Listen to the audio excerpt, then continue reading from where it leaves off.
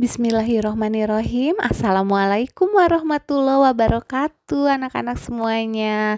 Alhamdulillah bertemu lagi dengan Ibu Guru, Ibu Ai Suhartati. Anak-anakku sekalian, sebelum kita belajar, mari kita membaca doa terlebih dahulu. Bismillahirrohmanirrohim. Rabbi jidni ilman warzuqni fahman wa alhiqni bisolihin, amin. Nah, anak-anakku sekalian, kali ini bertemu dengan Ibu Guru di pembelajaran PPKN. Tema 3D tentang kewajiban dan hakku. Subtema 1, kewajiban dan hakku di rumah. Materi yang akan kita pelajari yaitu 1. Menyebutkan kewajiban dan hak yang berkaitan dengan pakaian. 2. Menyebutkan contoh hak dan kewajiban yang berkaitan dengan makanan. 3. Menyebutkan hak dan kewajiban yang berkaitan dengan menghormati orang tua. Yang keempat, menyebutkan hak dan kewajiban setiap anggota keluarga di rumah. Itu materi yang akan kita pelajari dalam pembelajaran PPKN kali ini. Nah, anak-anakku sekalian, bagaimana agar suasana di rumah kita terasa nyaman? Ayo, bagaimana supaya terasa nyaman di rumah kita? Maka semua anggota keluarga harus menjalankan kewajibannya dengan baik. Apa saja kewajiban anggota keluarga? Nah, itu nanti akan kita bahas dalam materi kali ini ya. Materi yang pertama yaitu menyebutkan kewajiban dan hak yang berkaitan dengan pakaian.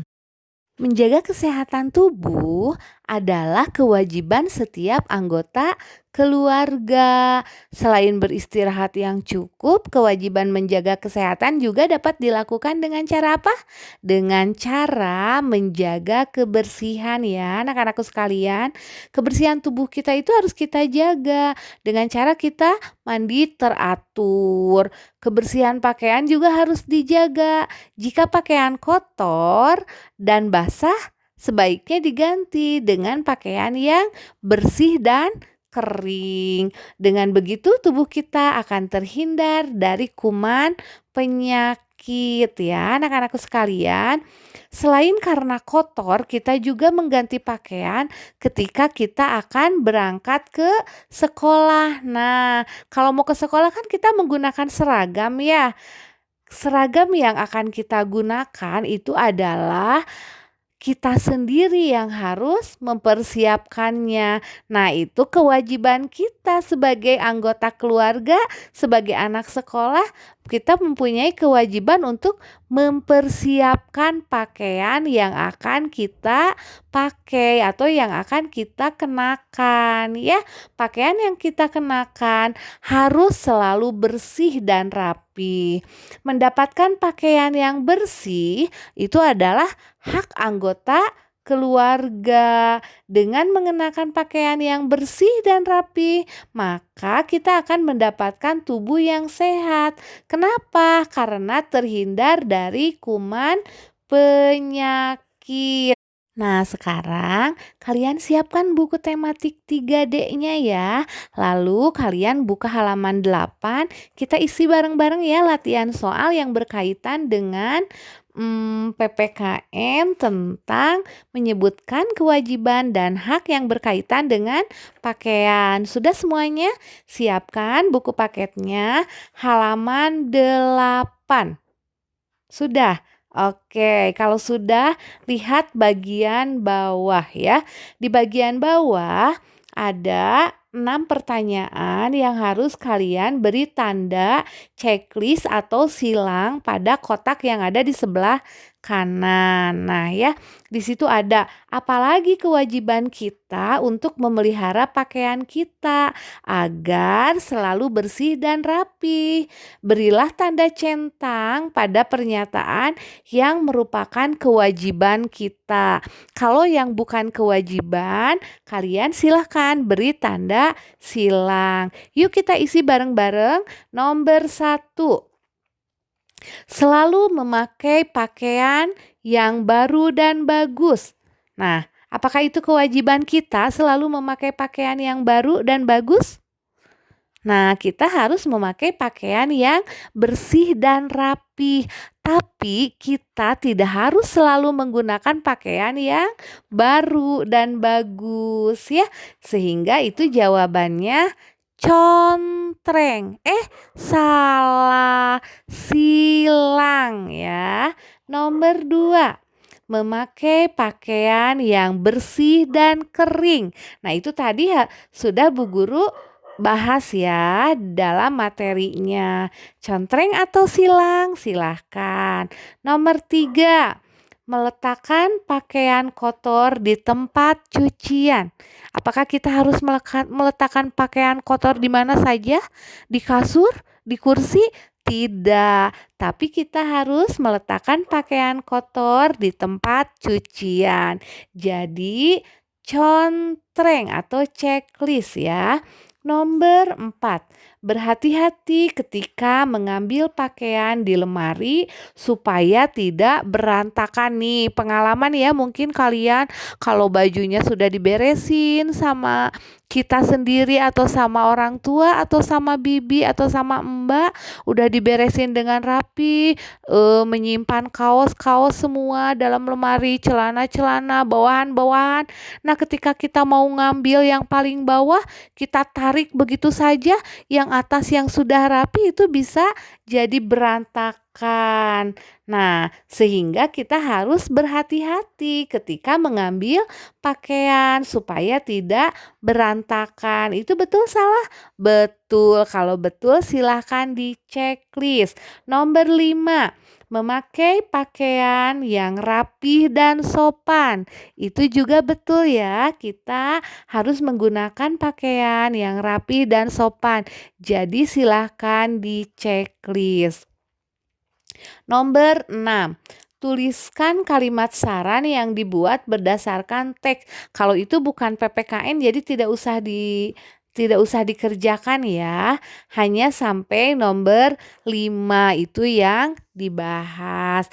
Ini materi mengenai kewajiban dan hak yang berkaitan dengan pakaian. Materi berikutnya yaitu hak dan kewajiban yang berkaitan dengan makanan. Misalnya apa? Misalnya kita kan punya kewajiban ya dalam menjaga kesehatan tubuh kita masing-masing. Nah, untuk menjaga kesehatan tubuh kita harus memberikan makanan yang bergizi kepada tubuh kita. Seperti kita mau berangkat sekolah, kita harus apa? Harus sarapan dulu. Nah, sama sekarang juga walaupun kita tidak pergi ke sekolah, kita belajar jarak jauh, tetap kita harus sarapan terlebih dahulu karena sarapan pagi itu sangat penting bagi tubuh kita. Sarapan pagi memberikan energi untuk melakukan aktivitas ya. Jadi setiap anggota keluarga berhak mendapatkan makanan yang bergizi. Jadi setiap anggota keluarga itu punya hak mendapatkan makanan yang bergizi dan kita punya kewajiban untuk sarapan, untuk makan makanan yang bergizi. Dengan begitu, maka tubuh akan terjaga kesehatannya. Namun kita juga memiliki kewajiban untuk menjaga pola makan yang sehat. Bagaimana pola makan yang sehat itu anak-anakku? Nah, pola makan yang sehat itu antara lain 1, makan dengan teratur. Contohnya apa? Contohnya setiap pagi kita sarapan dulu sebelum memulai pembelajaran jarak jauh. Lalu nanti siang kita juga makan siang dan malam juga sebelum tidur. Tapi harus beberapa jam sebelum tidur ya kalau makan malam. Makan malam juga kita laksanakan. Jadi sehari makan berapa kali? 3 kali, pagi-pagi sarapan, makan siang, dan makan malam. Jadi pola makan yang sehat itu makan dengan teratur, makan makanan yang bersih dan bergizi seimbang.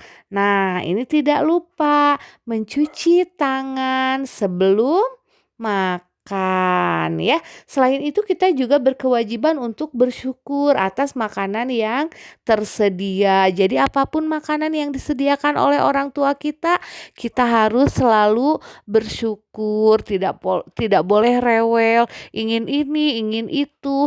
Kita hargai dan kita terima, berarti itu kita bersyukur ya. Kita menerima apapun makanan yang disajikan oleh orang tua kita, dan jangan lupa kita harus berterima kasih kepada orang yang sudah menyediakan kita sarapan atau makanan ya. Nah, anak-anakku sekalian, bagaimana cara kita bersyukur atas makanan yang sudah diberikan? Yaitu dengan cara berdoa sebelum dan sesudah makan. Jadi, ketika kita mau makan, kita berdoa, setelah makan kita berdoa kembali, itu merupakan contoh bersyukur terhadap makanan. Dua apa? Contoh bersyukur terhadap makanan. Kedua, menghabiskan makanan yang kita ambil. Jadi kalau ambil makanan itu jangan lapar mata. Wah, karena lapar nih ambil ini, ambil itu sampai numpuk di piring. Ternyata pas makan kita juga hanya makan separohnya, sisanya kebuang. Jangan seperti itu ya. Tapi menghabiskan makanan yang kita ambil. Jadi kita ambilnya secukupnya, tidak boleh serakah ya. 3, tidak mencela makanan. Tidak mencela makanan itu seperti apa? Misalnya kita disajikan makan sarapan sama sayur sop, misalnya sama orang tua kita. Lalu pas kita makan, kok wortelnya lembek banget, kok rasanya asin, kok ininya begini begitu. Nah, itu namanya mencela makanan. Kita tidak boleh seperti itu, berterima kasih dan bersyukur saja. Yang terakhir adalah berterima kasih kepada orang yang telah menyiapkan makanan. Itu yang Bu Guru bahas tadi ya. Jadi cara bersyukur terhadap makanan: 1, berdoa sebelum dan sesudah makan, menghabiskan makanan yang diambil, tidak mencela makanan, dan berterima kasih kepada orang yang telah menyiapkan makanan. Nah, materi selanjutnya adalah hak dan kewajiban dalam menghormati orang tua. Menghormati orang tua itu seperti apa? Hal kecil ya. Misalnya ketika mau pergi ke sekolah atau kita mau pergi bermain, kita berpamitan dulu kepada orang tua kita. Kenapa harus berpamitan? Karena itu merupakan kewajiban kita sebelum kita berangkat ke sekolah atau kemanapun ya. Anak-anakku sekalian, berpamitan sebelum keluar rumah itu merupakan cara kita dalam menghargai dan menghormati kedua orang tua kita ya. Saat kita berpamitan sebaiknya kita mengucapkan apa? Mengucapkan salam. Assalamualaikum mama, aku pergi dulu ya. Assalamualaikum ibu, umi, aku pergi dulu ya. Lalu kita cium kedua tangan.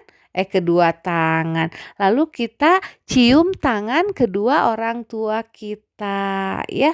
Nah, dengan demikian maka orang tua kita pun akan mendoakan kita ketika kita pergi. Enak ya kalau seperti itu. Silahkan kalian lakukan kewajiban kalian sebagai anak untuk menghormati orang tua di rumah ya, baik ayah ataupun ibunya.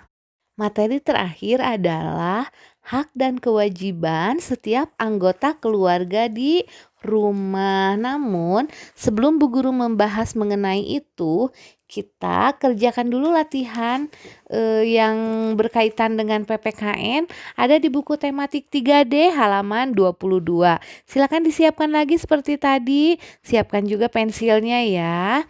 Di nomor 1, hanya di nomor 1 ya, latihan soal PPKN-nya, berikan tanda huruf H besar ya, kapital, jika hal-hal berikut termasuk ke dalam hak, dan berikan huruf K jika termasuk ke dalam kewajiban. Siap ya? Nomor 1. Pertanyaannya, disayangi dan didoakan orang tua. Itu merupakan hak atau kewajiban? Disayangi. Nah, kalau hak itu kan berarti sesuatu yang kita dapatkan. Kalau kewajiban itu sesuatu yang harus kita lakukan. Nah, kalau disayangi dan didoakan orang tua, itu kan sesuatu yang kita terima ya, kita dapatkan, berarti itu merupakan hak. Kalian boleh tulis hak besar atau hak di tandanya ya. Nomor 2. Meminta izin sebelum pergi keluar rumah. Nah, apakah itu hak kita atau kewajiban kita meminta izin? Tadi sudah dibahas sama Bu Guru, meminta izin itu merupakan kewajiban kita dalam menghormati orang tua. Berarti dalam tandanya beri huruf K yang besar ya. Nomor 3. Halaman 22 ya anak-anak. Nomor 3, mendapatkan tempat tinggal yang nyaman. Nah, mendapatkan tempat tinggal yang nyaman itu merupakan hak atau kewajiban? Oke, kalau mendapatkan berarti sesuatu itu yang kita dapatkan merupakan hak kita ya. Berarti hak atau hak besar. Tulis di situ. Nomor terakhir, menjaga kebersihan tempat tinggal. Nah, itu hak atau kewajiban? Iya, kewajiban kita. Sebagai anggota keluarga, kita harus menjaga kebersihan tempat tinggal kita. Beri tanda Kak ya di sampingnya. Beres ya. Latihan-latihan soalnya sudah kita bahas ya bareng-bareng. Nah, anak-anakku sekalian, setiap anggota keluarga memiliki tugas dan kewajibannya masing-masing. Di dalam anggota keluarga itu ada siapa saja? Ada ayah, ada ibu, dan ada kita sebagai anggota keluarga anak-anak ya. Anak-anakku sekalian, ayah itu tugasnya sebagai apa? Sebagai kepala keluarga, sehingga ayah mempunyai kewajiban bekerja untuk memenuhi kebutuhan keluarga ya. Jadi kewajiban ayah itu bekerja, mencari nafkah untuk memenuhi kebutuhan anggota keluarga. Kalau ibu tugasnya adalah mengurus semua keperluan di rumah sebagai ibu rumah tangga. Ibu juga berkewajiban mengatur keperluan semua anggota keluarga. Ibu juga berkewajiban mendidik dan merawat anak-anaknya. Kalian juga punya kewajiban terhadap ibu untuk mematuhi orang tua ya, menghormati orang tua, mematuhi orang tua. Nah, anak punya kewajiban membantu orang tua. Orang tua di sini siapa? Ibu dan ayah kalian. Caranya dengan cara apa? Kalian punya kewajiban membantu ayah dan ibu dengan cara kalian belajar yang rajin, belajar yang tekun, mengerjakan tugas sesuai dengan perannya. Misalnya kalau kalian di rumah punya tugas habis makan mencuci piring, nah itu berarti peran kalian sebagai anak mempunyai kewajiban itu ya. Contoh tugas anak adalah menjaga kebersihan kamarnya sendiri. Cung, siapa yang suka menjaga kebersihan kamarnya sendiri? Nah, itu merupakan kewajiban kalian sebagai anggota keluarga. Jadi setiap anggota keluarga itu memiliki hak dan kewajibannya masing-masing. Contoh hak yang dimiliki oleh setiap anggota keluarga. Orang tua dihormati dan dipatuhi nasihatnya oleh anak-anak. Itu hak orang tua ya. Jadi hak orang tua itu dihormati dan dipatuhi nasihatnya oleh anak-anak. Hak anak apa? Hak anak disayangi oleh orang tuanya. Banyak lagi ya kewajiban dan hak kita sebagai anggota keluarga. Silakan kalian cari sendiri ya.